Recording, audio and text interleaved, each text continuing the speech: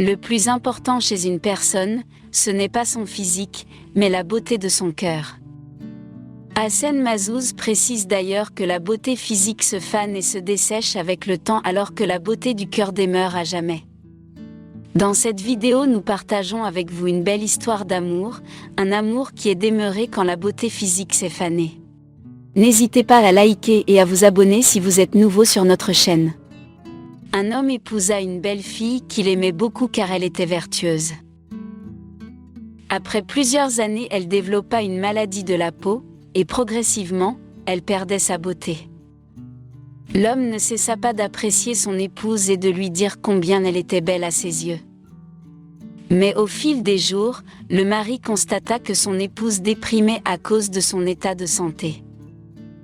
Il effectua un voyage à l'étranger où il passa un mois. Pendant cette période, la santé de sa femme se dégrada considérablement au point qu'elle devint méconnaissable. Elle souffrait énormément car elle se disait que son mari ne pourrait plus l'aimer et la supporter. Elle redoutait son regard et le rejet dont elle pourrait être victime. À son retour, l'homme se fit guider par un accompagnateur de telle sorte qu'il était évident pour tout le monde qu'il avait perdu la vue.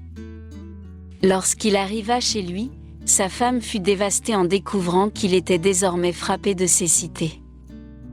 Ce qui apparaissait dès lors comme une certitude pour elle était le fait que son mari ne pourrait plus voir sa laideur. Leur vie conjugale continua tout de même comme avant. Les époux continuèrent à s'aimer. Quelques mois plus tard, la femme mourut. Sa mort causa beaucoup de chagrin à son mari.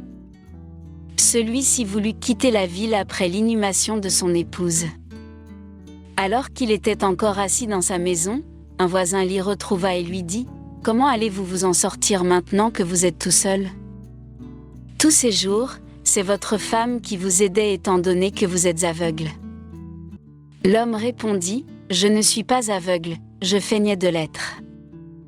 J'agissais ainsi, parce que si elle savait que je pouvais voir sa laideur que lui avait causé la maladie qui a précipité sa mort, ça lui aurait fait plus mal que cette maladie. J'ai donc fait semblant d'être aveugle. C'était une très bonne épouse, soumise et pieuse. Je voulais seulement la garder heureuse. »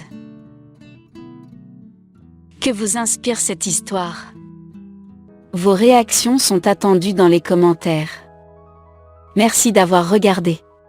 N'oubliez pas de vous abonner et d'activer la cloche de notification pour recevoir un signal chaque fois qu'une nouvelle vidéo est publiée.